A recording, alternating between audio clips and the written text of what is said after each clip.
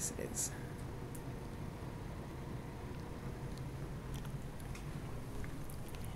Thank you. Well, hi everybody. My name is Carmelina, and I wanted to know how many of people over here do backpacking, camping. Have you ever thought about? Okay, great. All right. So what I'm going to be talking about tonight is how to go and purchase a sleeping bag for your outdoor adventure. There's a lot of different sizes and styles out in the market, and I brought two examples with me, which are the most popular one. As you can see, I have a big, huge one over here, and a very small one over here. So I'm going to take it out of the bag. This one here is very popular. It's a rectangular sleeping bag. And the reason I'm going to take it out and show it to you is that at least you know what it looks like. A rectangular sleeping bag is one of the heaviest ones to carry around because they're bulky. And just as the name implies, it is a rectangular. And they come about 38 inches to 64 inches wide. And it won't go. Struggle. Okay. So much for that. All right. All right, here we go. That's how big they are. Very bulky. It has zipper on one side and at the bottom. They come in different sizes. They have for children, for women. These sleeping bags are good for the summer because you can just roll them up, put them in the back of your car. You don't have to worry about the weight. They're easy to take care of. Most of them are with this synthetic fill. Easy to put in the dryer, wash them up, no problem. These are also summer sleeping bags, meaning that let's say you're in the southern part of the US where it's warmer, you can use these pretty well, no problem. The other thing that's good about this, let's say there's two of you going camping, you can take a sleeping bag like this and get a second one and zip them together.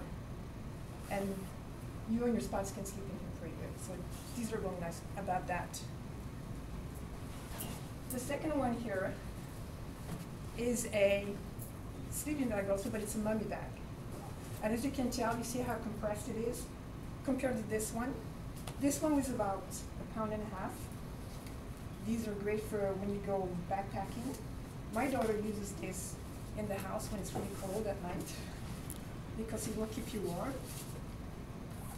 So a money bag, let's pull it out of its bag here.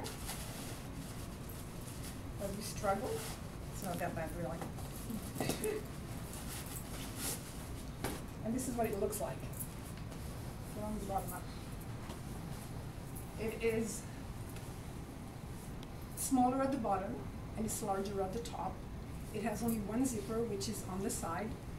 One last thing about sleeping bags, the mummy one. It has along the zipper, it has like a duffel, like a waffle, about 2 inches wide all the way down. The reason it has that is because when you're sleeping in it, it covers up the zipper and it keeps you warmer.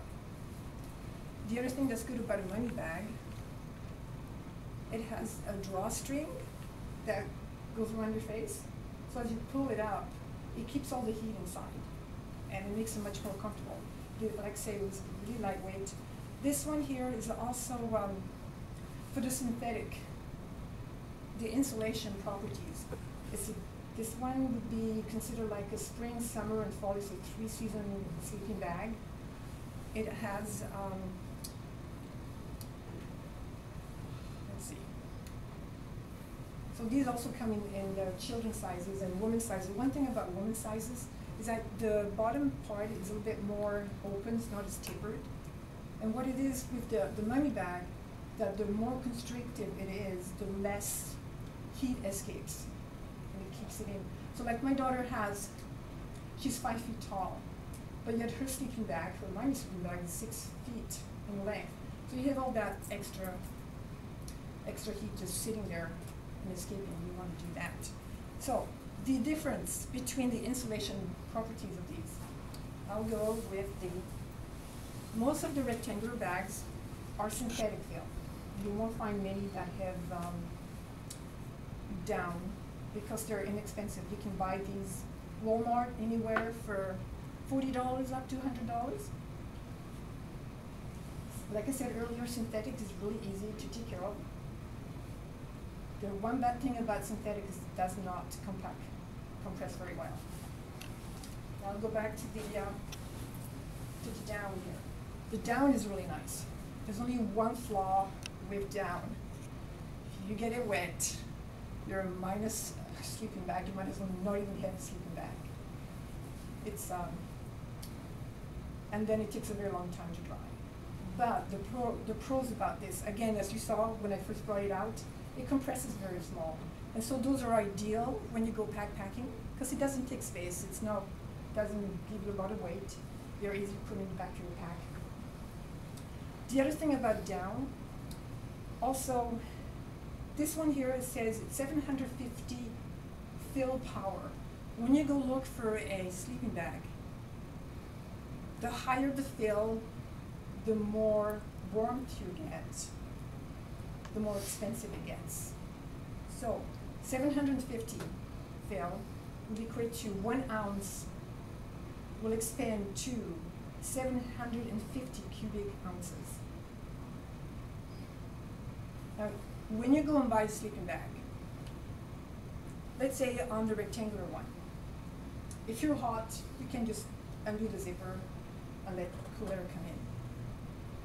If you get a sleeping bag that's not the right rating, and if you're cold, you can't warm yourself back up. So when you get a rating on a sleeping bag, this one here says it goes up to 15 degrees. You can, let's see, 15 degrees, meaning that on the outside temperature, if you're going in an area like over here in the Pacific Northwest, in the summertime it gets really cold. But if you go up to, if you're in the summer, you're going up to Mount Rainier, you go up to Camp Muir, it's cold up there, even though it is summertime. On something, that kind of a scenario, you want to get a sleeping bag that might be minus 15 degrees. And if it happens that it is too warm for you, you can always unzip to let some fresh air out. And that works that way. So,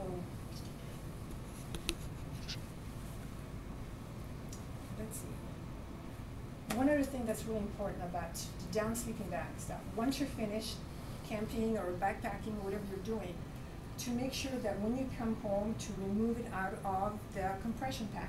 The reason is the down, goose down feathers, if they stay compressed too much, after a certain amount of time, it just loses its fluffiness. So as soon as you get home, you want to fluff it out, and that's how you store them. So again, for a recap, I want to make sure that when you go look for a sleeping bag, you decide what kind of sleeping bag you want to get. If it's just for regular camping, just down for the day or for a couple of days, weight is not an issue, then I would go ahead with the rectangular bag.